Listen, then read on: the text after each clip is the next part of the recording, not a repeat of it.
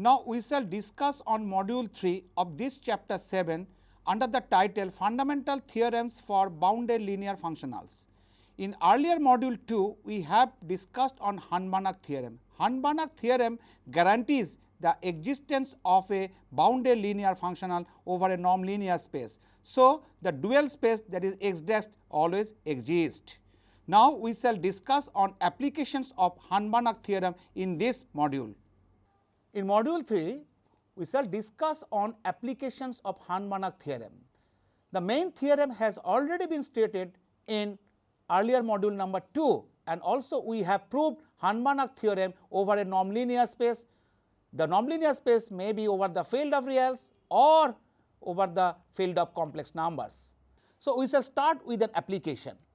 Given a nonlinear space over a field K, K may be either reals or K may be complex numbers, and a non-zero member x0 belonging to capital X is taken. Then there is a bounded linear functional capital F over X such that f of x naught is equal to norm of x naught with norm of f is equal to 1. X naught is a non-zero element in X. The proof runs as follows. Let capital M is equal to third bracket x naught, that means the subspace spanned by x naught, which is a collection of all elements alpha x naught, where alpha is real. Here we are taking the applications over the field of reals. Define a mapping F from a subspace capital M to R by f of alpha x naught is equal to alpha norm of x naught. Clearly, f is linear because the range lies in R. So, f is a functional and it is linear. It can be easily verified that f of x plus y is equal to fx plus fy for all x belongs to capital M, and f of beta x is equal to beta into fx for all beta belongs to over the field of reals and x belongs to capital M. Now, for x belongs to capital M, M is the subspace spanned by x naught. So, any element of M can be taken as x is equal to alpha x naught for some real alpha. Now, modulus of fx is equal to modulus of f of alpha x naught, because we have assumed that x is equal to alpha x naught. So, modulus of f of alpha x naught is equal to mod alpha into norm of x naught, which is again equal to modulus of alpha into norm of x naught is equal to norm of alpha x naught by the norm property norm axiom 2, that is norm of alpha x naught is equal to mod of alpha into norm of x naught, which is again equal to norm of x. So, we have modulus of fx is equal to norm of x. Clearly, norm of f is equal to 1 by the above equation. So, we can say that f is a bounded linear functional on M. So, by Hahn-Banach theorem, we get an extension capital F, that means it is a bounded linear functional of small f over x such that norm of f is equal to capital norm of f. That means there exists an extension capital F on all over x of small f with the preservation of norm satisfying norm of f is equal to capital norm of f. But fx is equal to capital Fx for all x belongs to capital M, because small f is the restriction of capital F and f is the extension of small f. Now, x0 is an element of capital M. So, fx naught is equal to capital Fx naught, because capital F is the extension of small f, but f of x naught is equal to norm of x naught. Here alpha is equal to 1. So, we have f of alpha x naught is equal to alpha into norm of x naught by the definition of small f, and taking alpha is equal to 1 we get fx naught is equal to norm of x naught. So, capital F x naught is equal to norm of x naught, because f of x naught is equal to small of f x naught with norm of f is equal to 1. So, we get another application. Let capital X be a nonlinear space over a field K. K may be either field of reals or field of complex numbers, and x 0 not equal to theta, that is x 0 is a non-zero element of capital X, and let capital M naught be an arbitrary positive real. So, there exists a bounded linear functional small f on capital X such that norm of f is equal to m naught and f x naught is equal to norm of f into norm of x naught. The proof runs as follows. Let capital G is equal to third bracket x naught, that is the space spanned by small x naught. That means third bracket of x naught is equal to collection of all such elements T x naught where T is real. So, it can be easily verified that G is a subspace of capital X, that is sum of the two elements belongs to G and product of any element by a scalar, that is real scalar, belongs to G. So, G is a subspace of capital X. Define a mapping phi G to R by phi of T x naught is equal to T into m naught into norm of x naught. So, it can be easily verified that phi is linear, that means phi of x plus y is equal to phi x plus phi y for all x y belongs to G, and phi of alpha x is equal to alpha into phi x for all real scalars alpha and for all x belongs to capital G. Now, for x belongs to G, we can take x is equal to T x naught for some t, because by the construction of G, that is G is a subspace spanned by x naught. So, that is why we can take x is equal to T x naught for some real t. Now, modulus of phi x is equal to modulus of phi of T x naught, because x is taken from G and x is equal to T x naught. So, modulus of phi of T x naught is equal to modulus of T m naught into norm of x naught by the modulus property is equal to m 0 into mod t into norm of x naught, as m 0 is positive, which is again is equal to m naught into norm of T x naught, because norm of T x naught is equal to mod of t into norm of x naught, which follows by norm axiom number 2. So, is equal to m naught into norm of x, because x is equal to T x naught. So, thus we get modulus of phi x is equal to m naught into norm of x. So, modulus of phi x is equal to m naught into norm of x. So, clearly norm of phi is equal to m naught.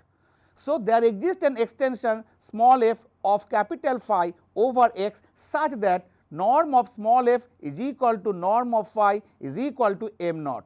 Hence, norm of f is equal to m naught and norm of phi is equal to m naught, but phi x naught is equal to m naught into norm of x naught.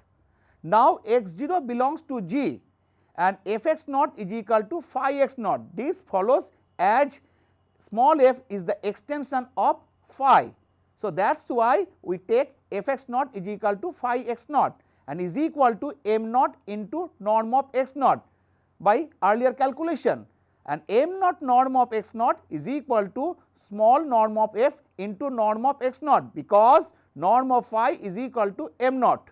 So, thus f x naught is equal to norm of f into norm of x naught.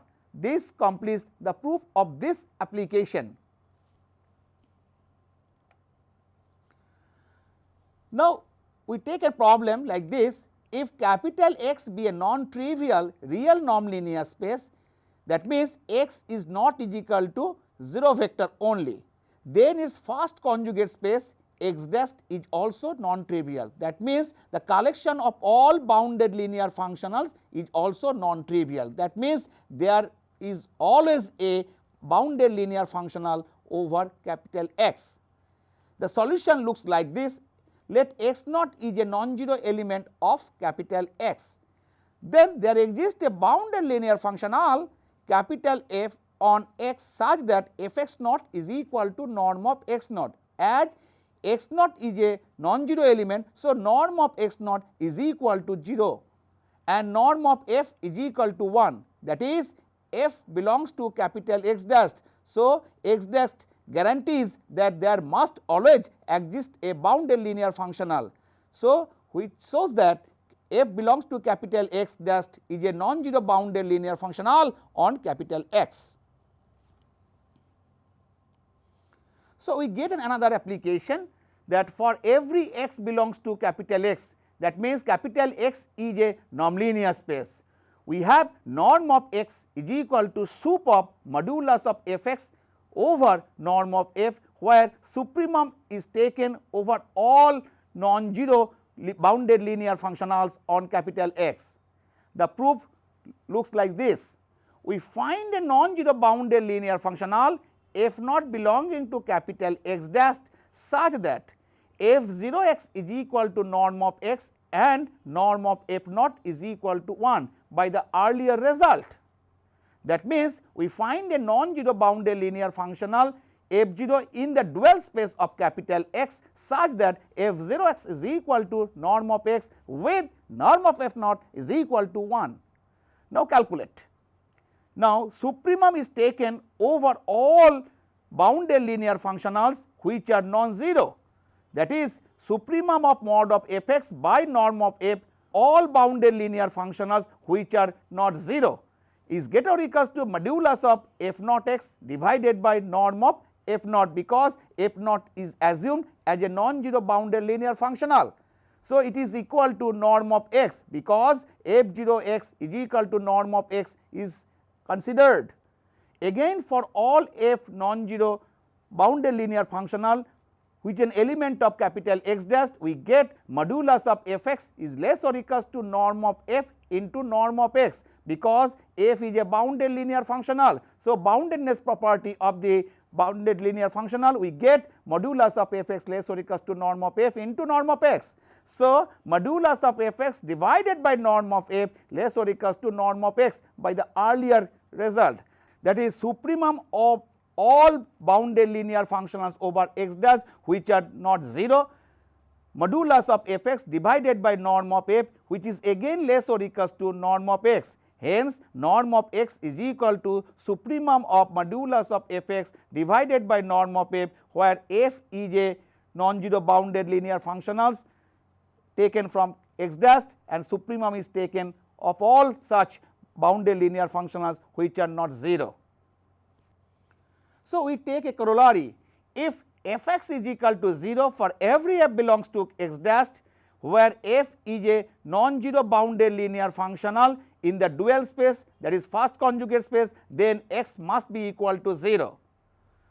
It is very simple proof, that is in the earlier result we get norm of x is equal to supremum of modulus of f(x) divided by norm of f, and supremum is taken over all such non-zero bounded linear functionals over x, that is norm of x is equal to supremum of modulus of f(x) divided by norm of x, where f not equal to 0 functional belonging to capital X. This means norm of x is equal to 0. So, by norm axiom property 1, that is n1, we get norm of x is equal to 0 implies x is equal to 0 vector in capital X. So, we take another corollary, that if for every non-zero bounded linear functional f, that means if f is a non-zero bounded linear functional taken from x dash, then f(x) is equal to fy for xy belongs to x imply x is equal to y. So, the proof is very simple. If f(x) is equal to fy implies f(x) minus fy is equal to 0 scalar, as f is linear. So, f(x) minus fy is equal to f of x minus y. So, f of x minus y is equal to 0, because f(x) minus fy is equal to 0 for all f belongs to x dash, and f is non-zero functional, rather f is a bounded non-zero linear functional on x. So, by the earlier corollary we get f(x) equal to fy implies x minus y equal to 0 vector implies x is equal to y. So, we get another application. Let capital M be a closed subspace of a nonlinear space capital X such that M is not equal to X. That means M is a proper subspace of X. Let U belongs to X minus M, that is U does not belongs to capital M, and let D is equal to distance of U comma M, that means is equal to infimum of norm of U minus M, where infimum is taken over all such M belongs to capital M.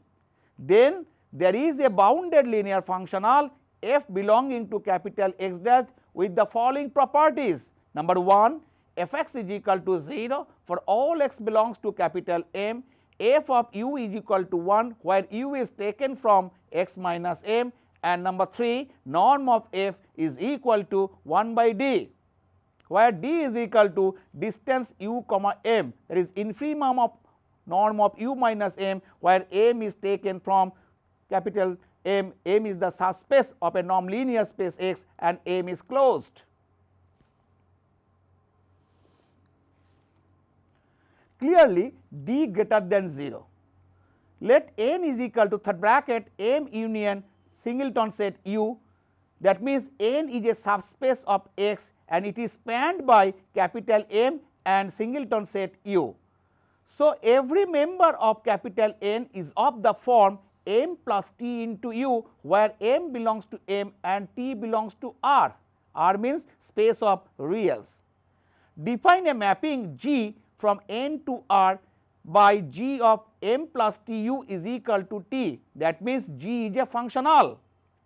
So, clearly G is linear, that means G of x plus y is equal to Gx plus Gy for all xy belongs to capital N, and G of alpha x is equal to alpha into Gx for all alpha belonging to R and for all x belongs to capital N.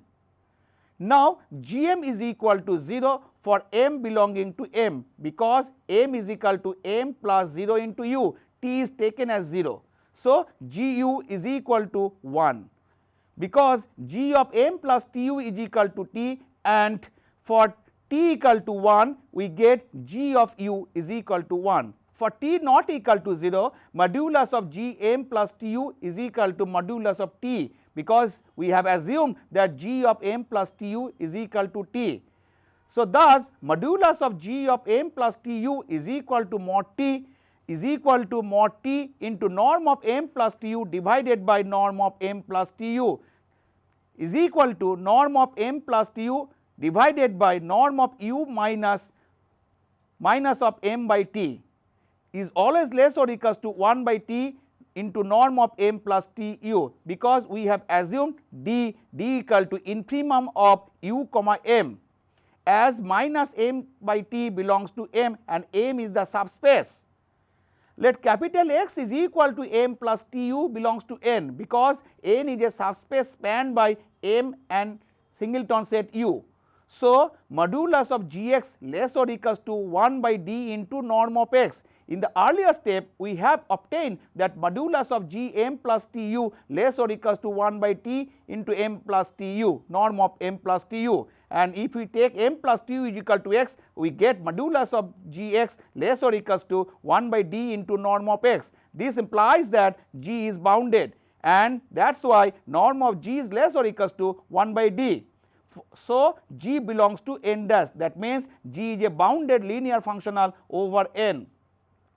Again, D is equal to infimum of norm of U minus M, where infimum is taken over all such M taken from M, where M is a closed subspace of capital M.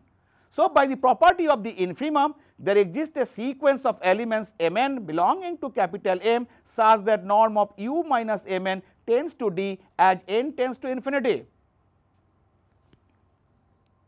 Now, modulus of G of U minus Mn less or equals to norm of G into norm of U minus Mn. This has been considered because G is a bounded linear functional.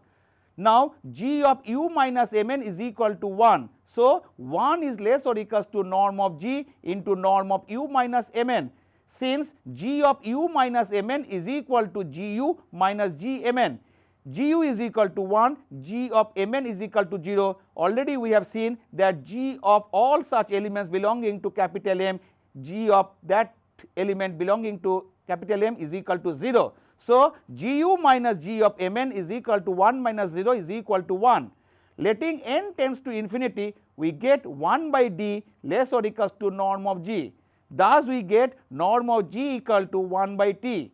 So, there exists a bounded linear functional f belonging to capital X dash, which is again an extension of small g on capital N, such that fx is equal to gx, because g is an restriction of small f. For all x belongs to n, we get fx is equal to gx with the property norm of f is equal to norm of g. So, thus we have fx is equal to 0 for all x belongs to capital N, f of u is equal to 1, and number 3, norm of f is equal to 1 by d.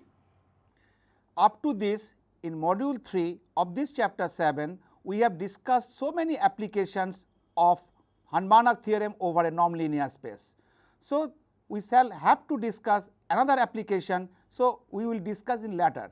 Now, before discussion on the further application, we want to talk on application of a real topological vector space. Suppose X be a linear topological vector space and f is a linear function on X, and if A and B are two non-empty disjoint convex subsets of X, and if A is open, there is a linear function on f on all over capital X such that fx less or equals to gamma less or equals to f of y for all x belongs to capital A and for all y belongs to capital B and for some scalar gamma belonging to R. Moreover, there is a linear function of small f over capital X such that real fx less than gamma 1 less than gamma 2 real f of y for some gamma 1 gamma 2 belonging to R and for all x belongs to capital A and for all y belongs to capital B. But we are not going into details of the proof of this result. So, we shall go on a further application of Hahn-Banach theorem over a nonlinear space. Now, we shall go on another application on a nonlinear space. Let capital M be a subspace of a nonlinear space capital X and M not is equal to capital X. That means, M is a proper subspace of X. If u belongs to x minus m, that means u is not an element of capital M such that d is equal to distance of u comma m having the restriction that d is greater than 0. Then there is a bounded linear functional capital F belonging to x dash, the first conjugate space of x, rather the first dual of capital X such that f of x is equal to 0 for all x belongs to capital M, f of u is equal to d, and third norm of f is equal to 1. Let capital N is equal to third bracket M union singleton set U, that is the subspace generated by M and singleton set U, that is N is spanned by capital M and singleton set U. Define a function f from N to R by fx is equal to t into d. That means, f is a functional, that means f is a real valued function over n, where x is equal to m plus tu, because we have assumed fx is equal to td and x can be taken as x is equal to m plus tu for some m belongs to capital M and for some real t. So, f of m plus tu is equal to td by the construction of functional f, small f. Clearly, f is linear. Now, f of m is equal to 0 for all m belongs to capital M. In this case, m plus tu, if we take t is equal to 0, then we get f of m is equal to 0 into d is equal to 0, and f of u is equal to d where t is equal to 1.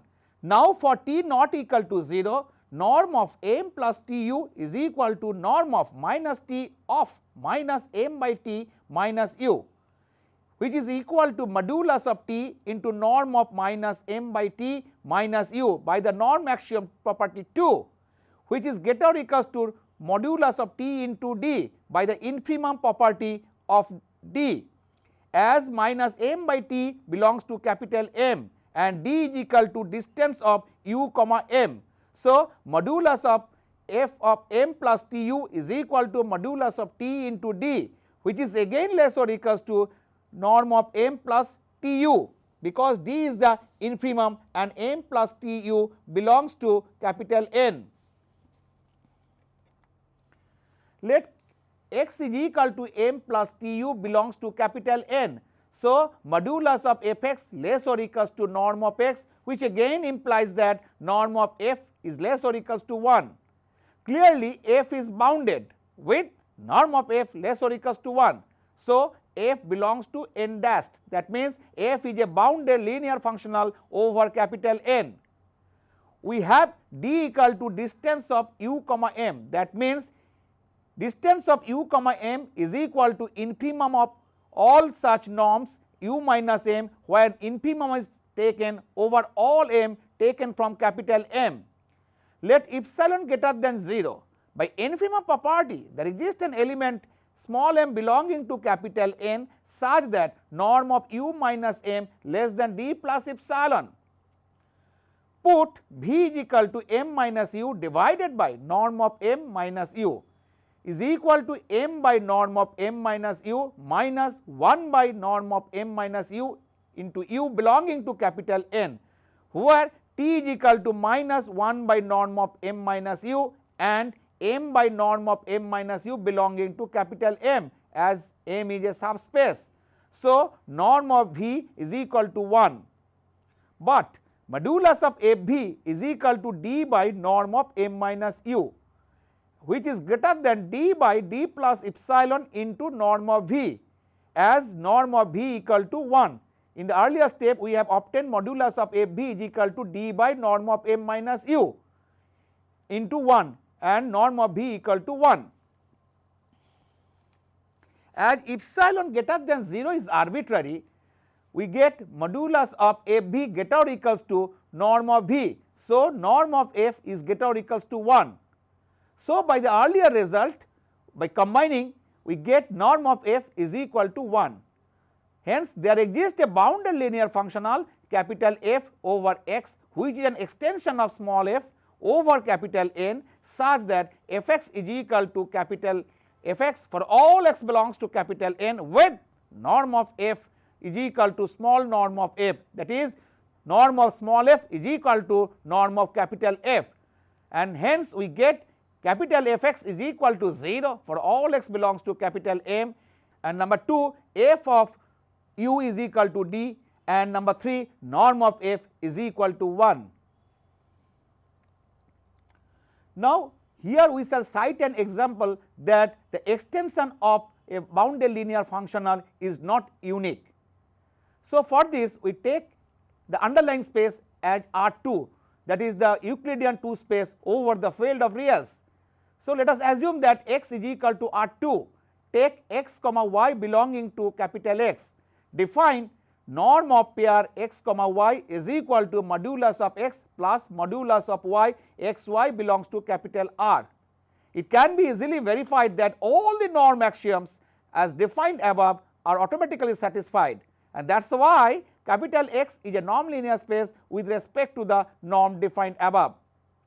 Let capital M is equal to collection of all such elements, rather pairwise elements from R2, that is collection of all such elements x comma 0, x is taken from R, that is space of reals. So, M is a subspace of R2. It can be easily verified that M is a subspace of R2. Define f from f to R by f of x naught is equal to x. Clearly, f is a linear functional on capital M. Now, modulus of f of x naught is equal to mod x, as defined by f of x naught is equal to x. So, modulus of f of x naught is equal to modulus of x is equal to norm of x comma 0 by the definition of the norm. So, norm of f is equal to 1. Clearly, f is bounded. So, small f is a bounded linear functional on capital M. Define a mapping capital F1 from x to R and capital F2 from x to R by f1 xy is equal to x plus y and capital F2 xy is equal to x minus y for all xy belonging to capital X. it can be easily verified that F1 and F2 are linear, that is capital F1 and capital F2 are linear. Now, modulus of F1 xy is equal to modulus of x plus y, because F1 xy is equal to x plus y is defined. So, modulus of xy less or equals to mod x plus mod y. By the definition of the product norm in R2, modulus of x plus modulus of y is equal to norm of x comma y. So, modulus of f xy is equal to norm of x comma y. Again, modulus of f2 x comma y is equal to modulus of x minus y, which is again less or equals to modulus of x plus modulus of y is equal to norm of pair x comma y. So, capital F1 and capital F2 are bounded linear functional with norm of F1 is less or equals to 1 and norm of F2 is less or equals to 1. Thus, we get norm of F1 less or equals to norm of F and norm of F2 less or equals to small norm of F.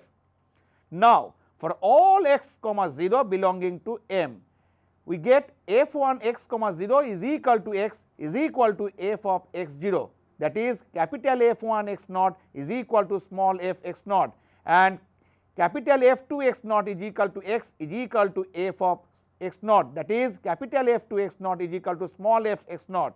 So, capital F1 and capital F2 are the extensions of small f. Now, for all x comma 0 belonging to capital M, small f x comma 0 is equal to capital F1 x naught. So, modulus of f of x naught is equal to modulus of F1 x naught. As F1 is bounded, so modulus of F1 x naught is less or equals to norm of F1 into norm of x naught. So, small norm of f is less or equals to norm of capital F1. Similarly, we get norm of small f is less or equals to norm of capital F2. So, norm of capital F1 is equal to norm of small f is equal to norm of capital F2. This means that the extension of small f is not unique, but it has preserved the norms with the extensions of capital F1 and capital F2. In this module 3, we have discussed on many applications of Hahn-Banach theorem. There are other applications, but we are not going into details. So, with this we come to an end of this module 3.